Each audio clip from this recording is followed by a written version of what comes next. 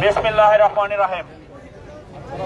বাংলাদেশ জাতীয় দল নীলক্ষেত থানা কর্তৃক আয়োজিত আজকে আমাদের বিএনপির ভারপ্রাপ্ত চেয়ারম্যান জনাব তারেক রহমান কর্তৃক প্রণোদিত একত্রিশ দফা রাষ্ট্র মেরামতের যে 31 দফা সংস্কারের যে 31 দফা সেই কর্মসূচি বাস্তবায়নের জন্য আজকে উপস্থিত আছেন আমাদের প্রিয় নেতা জাতীয় দল নীলক্ষেত থানার বিপ্লবী আহ্বায়ক, আমাদের অত্যন্ত প্রিয় এলাকার গণমানুষের নেতা হাজী আহসান ফজলুল হক। উপস্থিত আছেন আমাদের বিপ্লবী যুগ্ম আহ্বায়ক সাবেক যুবনেতা সৌরভ খান স্বপন। উপস্থিত আছেন আরেক সাবেক যুবনেতা যুগ্ম আহ্বায়ক মোবারক হোসেন দেওয়ান। উপস্থিত আছেন আমাদের প্রফেসর আক্তার।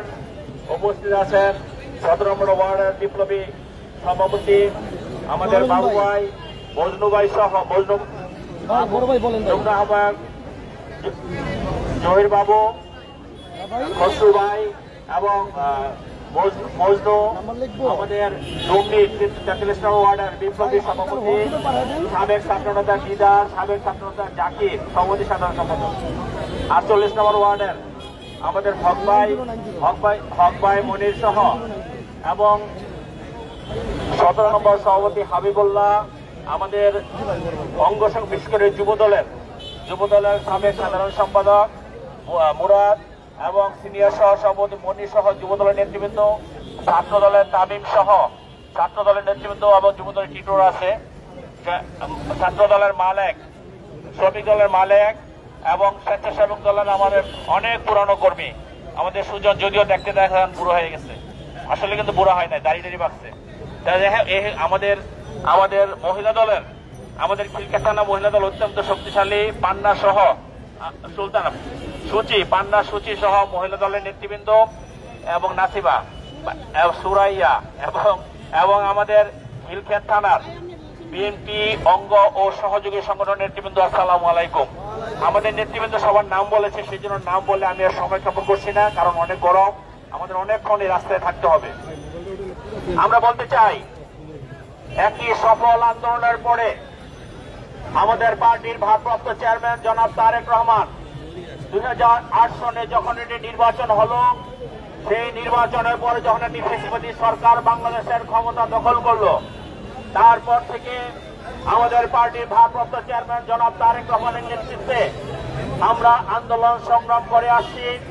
সেই আন্দোলন সংগ্রামে আমাদের অনেক নেতাকর্মী খুন হয়েছে, গুম হয়েছে, হত্যার শিকার হয়েছে, বহু মামলার আসামি হয়েছে। সারা বাংলাদেশে 60 লক্ষ অধিক নেতাকর্মী মামলার আসামি। এই ফ্যাসিবাদ বিরোধী আন্দোলন করতে গিয়ে আমরা দীর্ঘ 17 বছর এই নীলক্ষেত থানার সভাপতি সাধারণ সম্পাদক সহ আমরা ঘরে থাকতে পারিনি।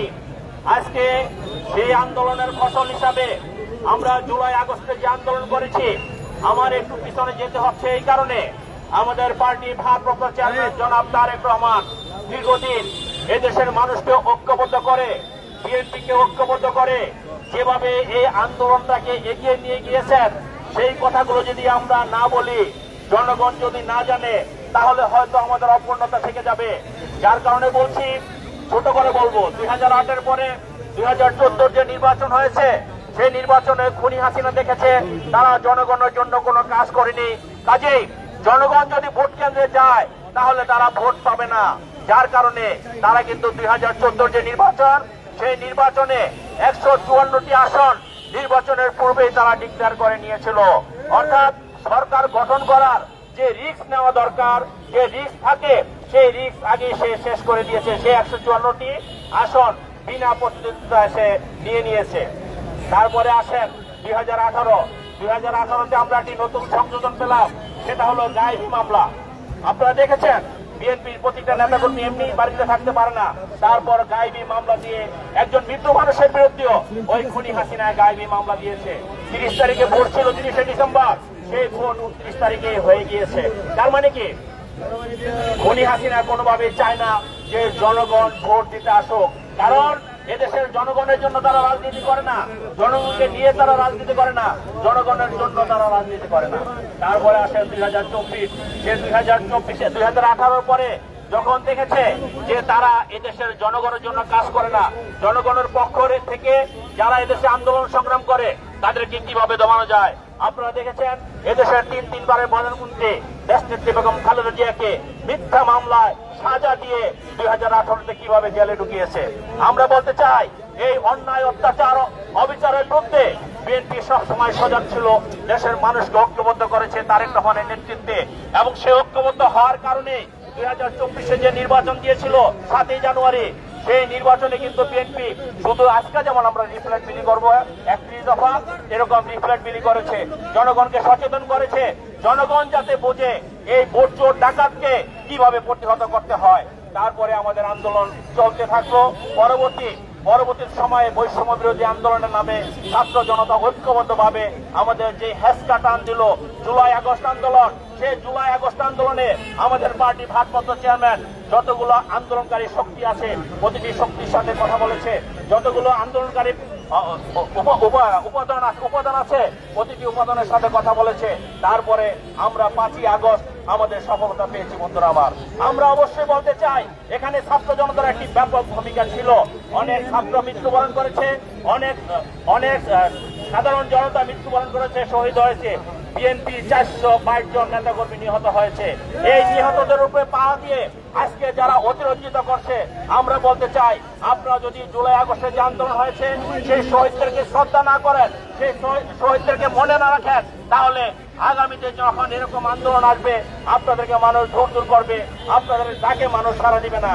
সেই জন্য আমি বলবো আজকে কোনো একটি গোষ্ঠীকে ছোট করে দেখার সুযোগ নাই। আমরা সকলে ঐক্যবদ্ধ ভাবে এই দেশের সাধারণ মানুষকে ঐক্যবদ্ধ করেছেন তারেক রহমান, এবং তার ডাকে আন্দোলনে সাড়া দিয়ে আমরা 5ই আগস্ট আমরা বিজয়ী হয়েছি।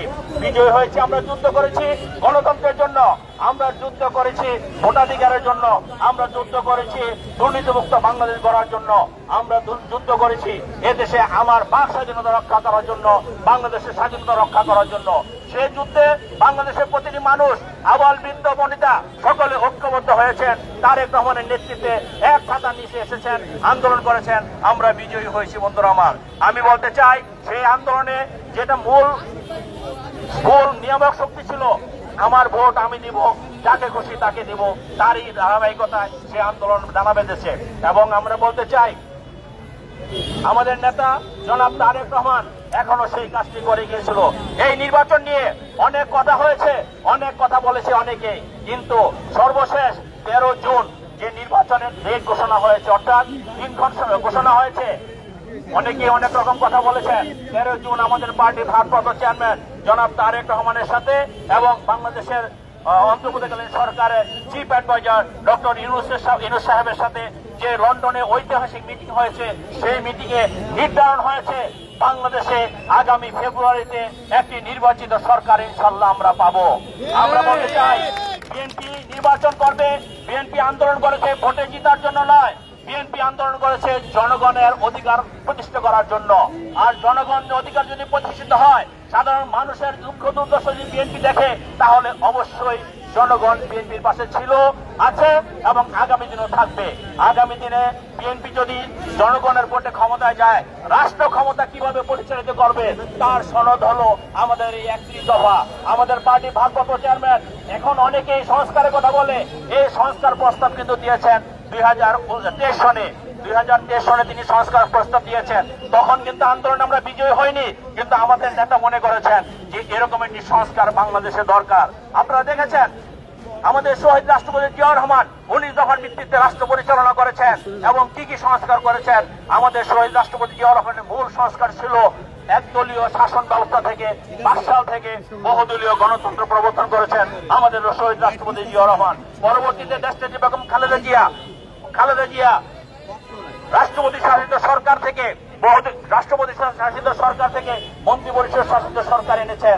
আমাদের পার্টি ভারপ্রাপ্ত চেয়ারম্যান জনাব তারেক রহমান আন্দোলন সংগ্রাম করেছেন শুধু মানুষের অধিকারের জন্য, অধিকার রক্ষার জন্য, ভোটাধিকার রক্ষার জন্য। এদেশে যদি সংস্কার করে থাকে, সংস্কার করেছে বিএনপি, সংস্কার করেছে শহীদ রাষ্ট্রপতি জিয়াউর রহমান, সংস্কার করেছে দেশনেত্রী বেগম খালেদা জিয়া, সংস্কার করছে তারেক রহমান। আমরা বলতে চাই আজকে যে তারেক রহমান সাহেব যে 31 দফা রূপরেখা দিয়েছেন সংস্কারের, এই 31 দফা যদি আমরা বাস্তবায়ন করতে পারি, বাংলাদেশে আর কোন জাতীয় সমস্যা থাকবে না ইনশাআল্লাহ। আমরা সেই জন্য আমাদের পার্টির ভারপ্রাপ্ত চেয়ারম্যান জনাব তারেক রহমান বলেছেন, আমরা যাতে এই 31 দফা ঘরে ঘরে পৌঁছিয়ে দেই। এটা একটা আগামী দিনে বিএনপি নির্বাচন, আপনারা যদি জনগণ যদি বিএনপিকে ভোট দেয় এবং রাষ্ট্র পরিচালনার ক্ষেত্রে এটা একটা সনদ। আমি মনে করি প্রতিটি নাগরিকের জানার দরকার আছে আমি বিএনপিকে কেন ভোট দিব।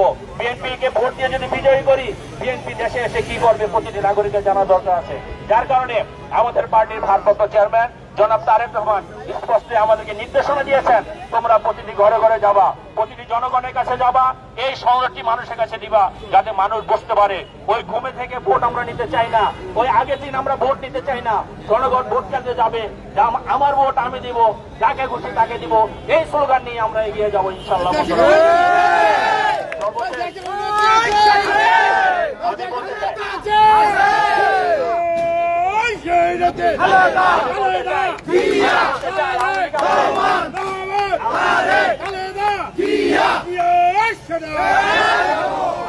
আওয়ামী লীগের ফেসিলিটি আছে, অন্যায় করেছে, অত্যাচার করেছে জনগণের উপর। এই অত্যাচার, নির্যাতন, নিপীড়নের প্রতিটি ঘটনার বিচার বাংলাদেশের মাটিতে ইনশাআল্লাহ হবেই হবে। আমি বলতে চাই পাশাপাশি খুনি হাসিনা পালিয়ে গিয়েছে, তার পেতাব তারা এখনো বাংলাদেশে আছে। আমি মনে করি অন্তর্বর্তীকালীন সরকার তাদের বিচার শুরু করা উচিত এবং পরবর্তীতে নির্বাচিত সরকার এসে সেই বিচারের শেষ পর্যায়ে নিয়ে যাবে। এবং আমি বলতে চাই আমাদের বিএনপি একটি বৃহৎ দল। আওয়ামী লীগ যা করেছে, অন্যায় করেছে, অবিচার করেছে, আমরা সেই অন্যায় অবিচার করতে চাই না। আমরা ভালো কাজ করে তাদের প্রতিশোধ দিতে চাই। অর্থাৎ জনগণের কাছে তারা জুলুম করেছে, আমরা জনগণকে ভালো কাজ করে তাদের মন জয় করে আমরা এদেশের শাসনভার দায়িত্ব পালন করব। আমরা বলতে চাই খুনি হাসিনা যে লুটেরা ছিল, খুনি হাসিনা যে দুর্নীতিবাজরা ছিল, তাদের বিচার বাংলাদেশের মাটিতে করবে। আমাদের দলে যদি কোনোভাবে ওরা এসে ওই আওয়ামী লীগের পেতাত্তারা এসে তার উপরে ভর করে এই ধরনের কর্মকাণ্ডের সাথে সম্পৃক্ত হতে চায়, আমি আমাদের লোকাল নেতৃবৃন্দ বলবো আপনারা সজাগ থাকবেন। যখনই এরকম কোন কিছু দেখবেন, সাথে সাথে আপনারা নিজেরা সাংগঠনিক ভাবে তাদের বিরুদ্ধে ব্যবস্থা নেবেন। প্রশাসনিক ভাবে আর্মি আছে, র্যাব আছে, এখানে পুলিশ প্রশাসন আছে, তাদের কাছে অভিযোগ করবেন। অবশ্যই শান্তি শৃঙ্খলা রক্ষার জন্য, দেশের আইনের শাসন প্রতিষ্ঠা করার জন্য তারা সবসময় আপনাদের পাশে থাকবে। আমি অতিরিক্ত গরম, আমি বক্তব্য দীর্ঘায়িত না করে আমি শুধু বলবো, আপনারা জিয়াউর রহমানের শাসনামল দেখেছেন একটি তলাবিহীন জুড়িকে সুজলা সুফলা শস্য শ্যামলা এবং বাংলাদেশ থেকে অর্থনীতি সমৃদ্ধ করেছিলেন। এবং আমাদের দেশনেত্রী বেগম খালেদা জিয়া তিন পারে বাংলাদেশকে কোথায় নিয়ে গিয়েছেন। এবং আগামী দিন ইনশাআল্লাহ তারেক রহমানের নেতৃত্বে বাংলাদেশ পরিচালিত হবে জনগণের ভোটে ইনশাআল্লাহ, এবং তারেক রহমান বাংলাদেশের জনগণের জন্য কাজ করে যাবে। একটি পাতানো মামলায় খুনি হাসিনা তার বিরুদ্ধে সাজা দিয়ে তাকে বাংলাদেশ থেকে যেতে বাধ্য করেছে। ইনশাআল্লাহ আমরা বিশ্বাস করি আমাদের প্রিয় নেতা অল্প সময়ের মধ্যে বাংলাদেশের মাটিতে ফিরে আসবে। বাংলাদেশের মানুষের যে আকাঙ্ক্ষা, তারেক রহমানের জন্য চাহিদা, আমরা বাংলাদেশের মানুষের সেই আকাঙ্ক্ষা পূরণ করবে আমাদের দেশে এসে। আমি সর্বশেষ আপনাদের আবারও বলছি, আমরা আপনাদের পাশে আছি, আপনাদের পাশে ছিলাম। আগামী দিনও তারেক রহমানের নেতৃত্বে এই এলাকায় আমাদের লোকাল যে সমস্ত নেতৃবৃন্দ আছে তাদের নেতৃত্বে আমরা সর্বদা আপনাদের পাশে আছি। যে কোনো সমস্যা, যে কোনো ভালো মন্দ আপনারা আমাদের পাশে থাকবেন।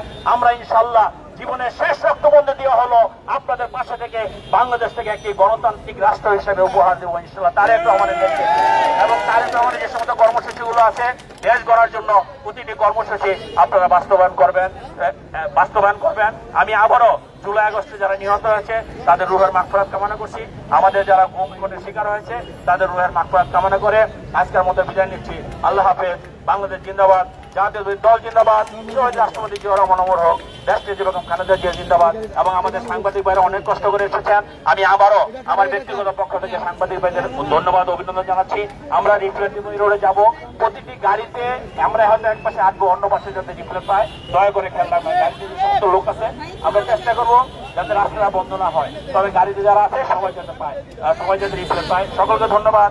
আল্লাহ হাফেজ। বাংলাদেশ জিন্দাবাদ, জাতীয় দল জিন্দাবাদ, শহীদ রাষ্ট্রপতি জিয়াউর রহমান অমর হোক, দেশনেত্রী বেগম খালেদা জিয়া বিজয় হোক, তারুণ্যের অহংকার তারেক রহমান জিন্দাবাদ। সকলকে ধন্যবাদ। আসসালামু আলাইকুম। আপনারা সিনিয়ররা সামনে থাকবেন। যার যার প্রোটোকল আপনারা জানেন, আপনি সিনিয়রদের আগে সামনে দেবেন, তারপরে আস্তে আস্তে আপনার যুব দল, ছাত্র দল,